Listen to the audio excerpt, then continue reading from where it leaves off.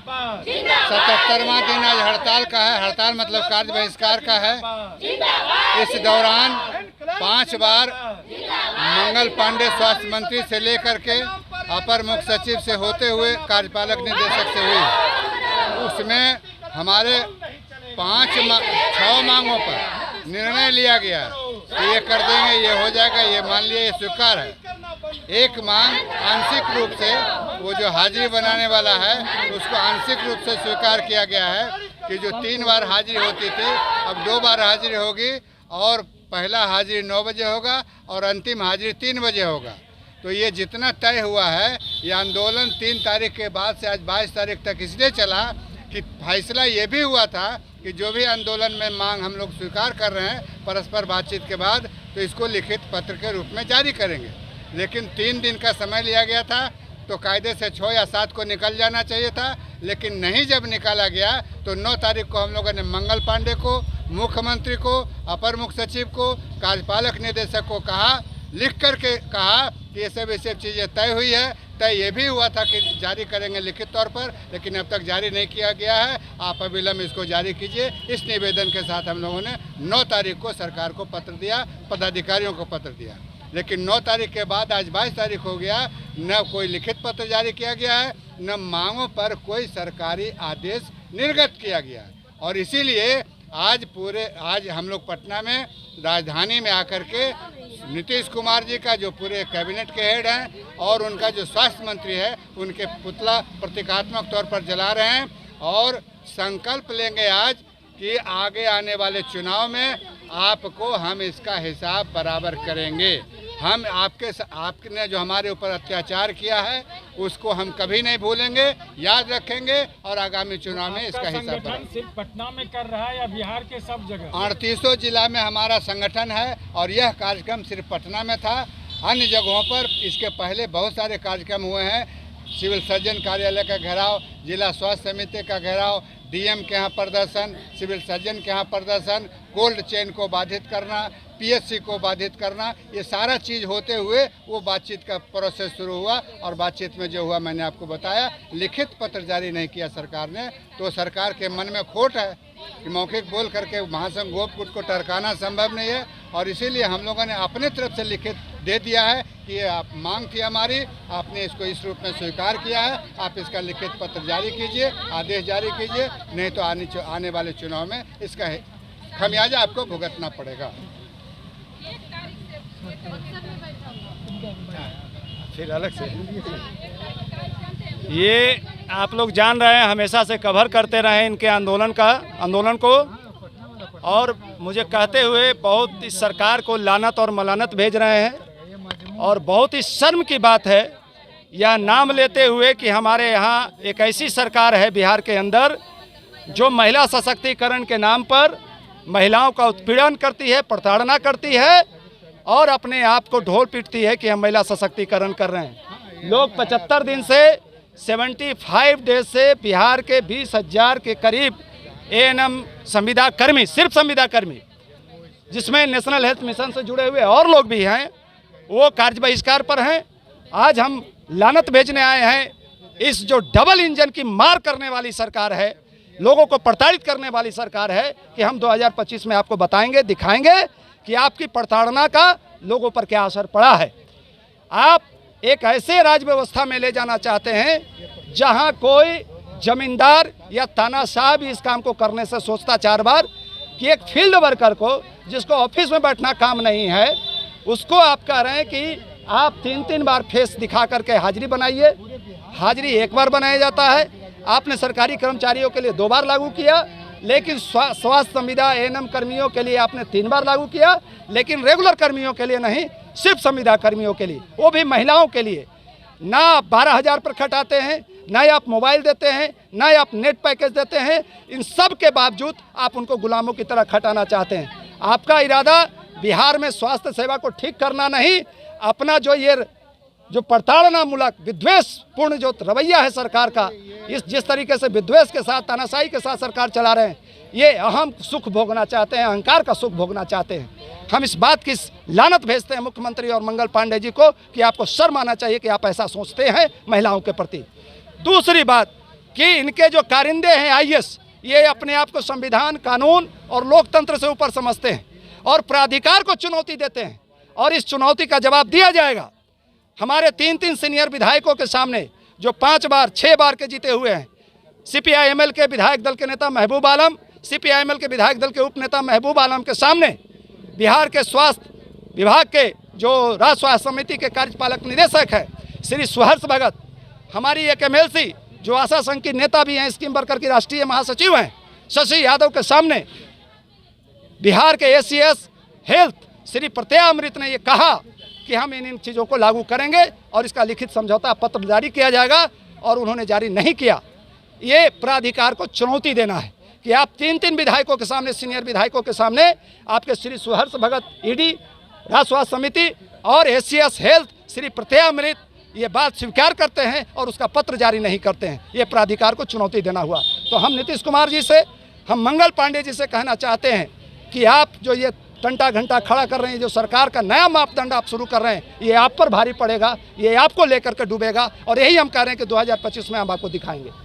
तीसरी बात और अंतिम बात कहना चाहते हैं कि आज ANM NHM संघर्ष मोर्चा अपने 74-75 दिन का जो कार्य बहिष्कार का हमारा आंदोलन था, इसको समापन करने आए हैं। इसके साथ कि सरकार को हम लानतें भेजते हैं कि यह सरकार न तो स्वास्थ्य विभाग को ठीक करना चाहती है, न बिहार में कुछ ठीक करना चाहती है। ये अपना राजनीतिक उल्लू सीधा कर रही है। हम ये बात कहना चाहते हैं बिहार के लोगों से कि बिहार के लोगों संभल जाइए।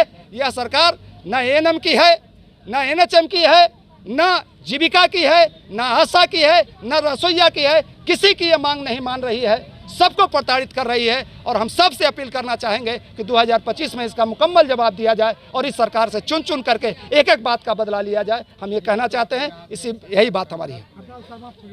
हाँ, आज से कार्य बहिष्कार हम लोग समाप्त करने की घोषणा करते हैं और मुख्य सचिव को इस बात का लिखित पत्र हमारे विधायक सत्यदेव राम देंगे, और हम लोग मिल करके ये बात कहेंगे कि आपके विभाग के जो IAS हैं वो अपने आप को विधायिका से भी ऊपर समझते हैं और पूरे जो लोकतंत्र में जो एक स्थान है, उस स्थान से प्राधिकार को चुनौती देते हैं।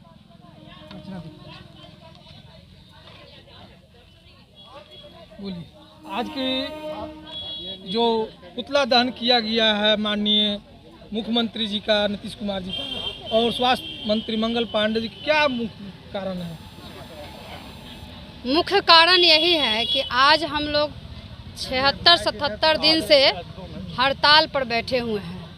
सरकार की कान में आवाज़ नहीं जा रही है, जबकि हम लोग महिलाएं हैं, हम लोग सुदूर क्षेत्र में काम करने वाले महिलाएं हैं। संविदा कर्मी पे ही ये लागू क्यों किया गया, पहला हमारा ये क्वेश्चन था।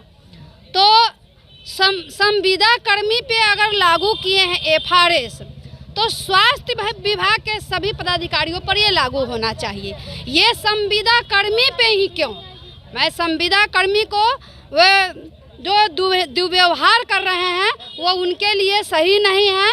संविदा कर्मी, हम लोग संविदा कर्मी पर एक लाइन हम बोलना चाहते हैं कि लगा के आग दौलत में हमने ये शौक पाला है। हम गर्व से कहते हैं कि हम लोग सभी संविदा कर्मी हैं। हम गर्व करते हैं कि हम लोग संविदा कर्मी हैं, लेकिन संविदा कर्मी जो कार्य करती है, निष्ठापूर्वक कार्य करती है अपना, लेकिन सरकार की ये दोहरी नीति हम लोग को, संविदा कर्मी को झकझोर के रख दिया है। लेकिन वो हम लोग को 20,000 हम लोग संविदा कर्मी हैं, वो 20,000 ना समझे। हम लोग एक एक कर बदला लेंगे 2025 में। ये जो महिला सशक्तिकरण का ढोंग रचाए हुए हैं, बेटी बचाओ बेटी बढ़ाओ का जो ढोंग रचाए हुए हैं, वो धरातल पर कुछ नहीं है। ये सिर्फ उनका दिखावा है। वो दिखावा करना बंद करे और हमारे जो हम लोग पर FRS लागू किए हैं वो वापस ले, नहीं तो हम लोग और आंदोलन आगे करेंगे। अभी तो हम लोग ठीक है, 77 दिन से थे, वापस जाएंगे, लेकिन हमारा जो प्रक्रिया है वो जारी रहेगा। काम करते हुए बहिष्कार करेंगे उनका, हम लोग फेस अटेंडेंस का बहिष्कार करेंगे। काम समाप्त हो गया। हम लोग अपना बैठक करेंगे, अपना संगठन का बैठक है, संघर्ष मोर्चा का, हम लोग बैठक करेंगे। उसके बाद हम लोग निर्णय लेंगे कि आगे हमें क्या करना है। आप क्या कहना चाहिएगा सर जी, आज पुतला दहन किए हैं और क्या मांग रहे हैं? पुतला दहन इसीलिए किया गया है कि स्वास्थ्य मंत्री जी, मुख्यमंत्री जी, आपके राज्य में लोकतंत्र समाप्त हो गया है। आपका जो पदाधिकारी IAS जो है, स्वास्थ्य विभाग का जो ED है, स्वास्थ्य विभाग का जो अपर मुख्य सचिव हैं, जो कहते हैं वो वास्तव में करते नहीं हैं। आपने हम लोग FRS का वापसी का मांग किए थे, लेकिन FRS वापस करने की जगह पर इन्होंने कहा कि हम 2 घंटा समय कम कर देंगे, महिलाओं को क्षेत्र में जाना पड़ता है, महिलाओं की सुरक्षा के दृष्टिकोण से 2 घंटा कम करेंगे। तो हम कहना चाहते हैं कि आपके पदाधिकारी जब कहे, स्वास्थ्य मंत्री इस बात को 3 सितंबर को रिपीट किए कि नहीं हम इसको 2-4 दिन में आदेश निकलवा देते हैं, तो आदेश आज उसके बाद जो है 18 दिन हो गया, आज 19वां दिन है, 3 तारीख से बातचीत किए हुए, तो उसको आप क्यों नहीं लागू करवा रहे हैं, आदेश क्यों नहीं निकलवा रहे हैं। दूसरी बात, एक कहे थे ED के यहाँ बात हुई थी, कार्यपालक निदेशक के यहाँ 23 अगस्त को कि हम जो है महिलाओं को समस्या है तो हम उसको गिरीश जिला के आसपास या मैके या ससुराल के आसपास हम उसका ट्रांसफ़र कर देंगे। तो आप यह जो हो गया लगभग आज 31 दिन हो गया, तो 30 दिन हो गया, तो 30 दिन में यह आदेश क्यों नहीं निकला। सबका ट्रांसफ़र हो जाता तो महिला कर्मियों को जो है घर के आसपास में रहने में सुविधा होती।